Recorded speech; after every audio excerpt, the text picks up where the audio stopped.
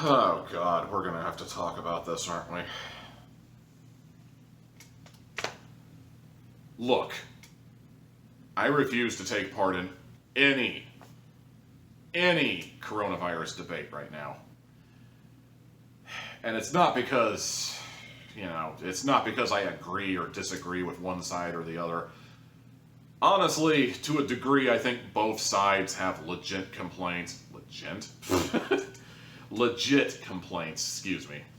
I think both sides have legit complaints, I believe one side, I understand the fear and the terror they're feeling, and I understand this panic that is overcoming them and thinking we need to stay locked up until we absolutely have a vaccine that can guarantee our safety. But I also agree with the other side that thinks that, we can't just stay locked up forever. We need to get out there and we need to brave the storm on at least one point. We need to get out there and just live our lives. We can't just hide. We gotta live our lives, As far as this side of the argument is concerned, though, I definitely refuse to side with the people who are bringing their AR-15s to a protest and holding up signs that say, end homo marriage or whatever it was. What does gay marriage even have to do with the coronavirus is the baffling question in that whole debate, but I digress because I refuse. I'm not taking part in this debate anymore. Also, I saw what happened when the mysterious Mr. Enter took a hardline stance, and that's attention I don't want. So, I'm just gonna try my best, man. I'm just trying my best to live my life the only way I know how, knowing that a lot of my favorite places are closed because coronavirus, so no movie theater, no old Chicago down the block, no park. Just gotta stay home all day, except for the days when I have work and I have to endure the ungodly squeak of styrofoam coolers, and then I get to go home and I get to drink some wine and I get to watch such delightful movies. And speaking of such delightful movies, I just saw Butt Boy.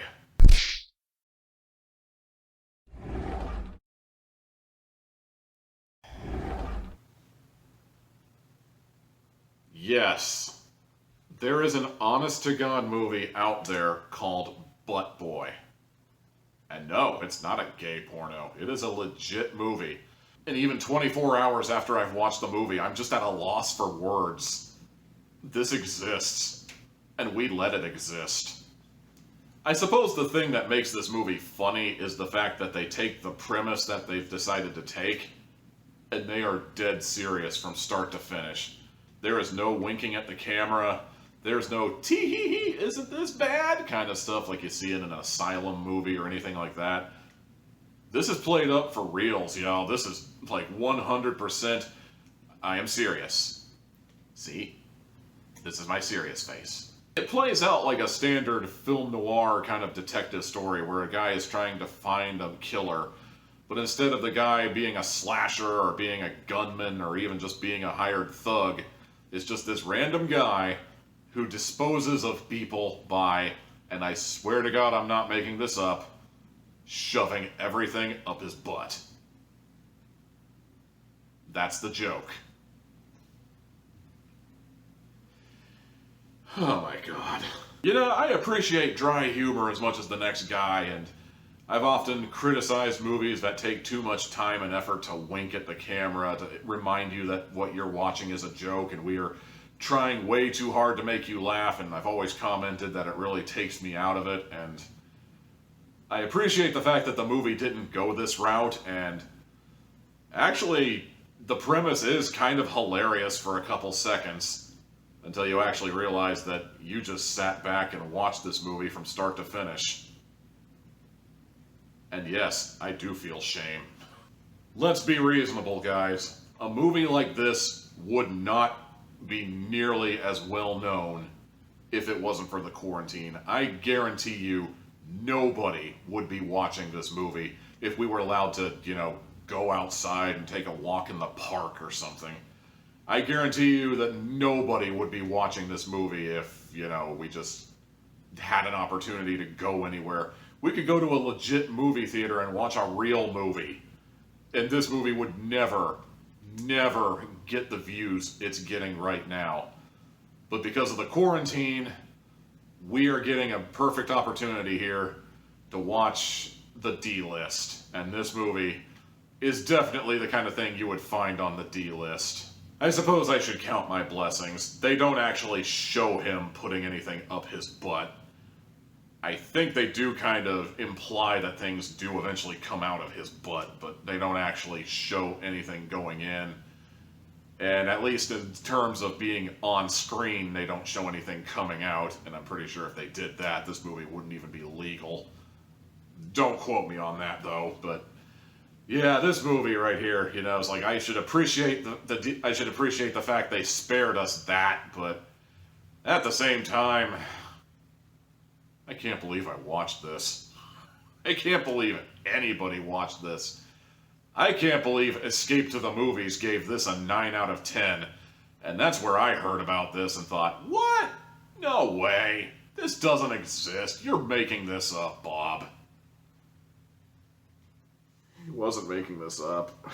The thing that gets me, though, the thing that is more baffling than the fact that the movie is called Butt Boy, and the fact that it is a movie about a guy who shoves things up his butt, and the fact that we're playing this up like a hardcore, serious film noir from start to finish with this really dry kind of sense of humor approach to it. The thing that's more baffling than all of that is the fact that it's actually not bad. I'd hesitate to call it good. I mean, Lord knows I'm never watching this movie again unless, I was bringing some friends over and double dog daring them to sit through it, but that is literally the only reason anybody would watch this movie more than once. But that being said, in terms of movies I've watched on a dare, I've definitely seen worse. It's actually not that bad. To borrow a quote of sorts from the Spoonie Experiment from back in the day, it's a lot better than a movie called Butt Boy deserves to be. Overall, I don't think the movie is good, but I don't think the movie is bad. I do kind of regret putting down $3 on PlayStation Network just to watch this movie on a dare. But at the same time, like I said, I've seen worse, and I'm kind of running out of things to say, so... I mean, if you really feel like you have to see this movie, if it's just so outrageous, like the concept is so mind-blowing that someone would actually spend countless amounts of their own money just to make a movie called Butt Boy, go ahead and watch it, I guess. Honestly, from where I'm sitting, though, as long as I'm borrowing quotes from other people, I think I'm going to borrow a quote of sorts from Trey Parker next. Trey Parker referred to the human centipede when he made this comment, and I don't remember the exact words, but he said something along the lines of, this is one of those movies where literally anyone, at any point of the filming, could have stood up and said, you know what? This is stupid. And everyone would agree. The movie would be canned, or what little they had filmed at the moment would be canned. They would lock it in a vault, it would never see the light of day, everyone would forget about it, and we would all move on with our lives. The problem is, nobody stood up and said that. And now we have a movie floating around the on-demand services.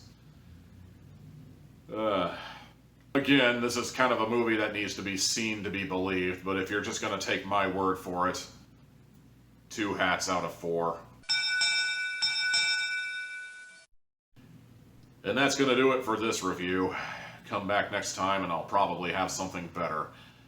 I don't plan on renting a whole lot of movies off of PlayStation Network on the grounds I'm not made of money, but if I find something this crazy to talk about, as long as we're being quarantined and because all the theater movies that we're going to be playing up there at the AMC or the Cinemark or whatever theater you have are finding their way on demand early, I might talk about a few other ones. In the meantime, I hope you like, comment, subscribe, check out the channel for more Tommy Tealhack goodness. Assuming I didn't piss you off with my take on the coronavirus there in the beginning. Who am I kidding? I definitely pissed you off with that take in the beginning. Whatever. Hope you enjoyed the show. I'm out of here.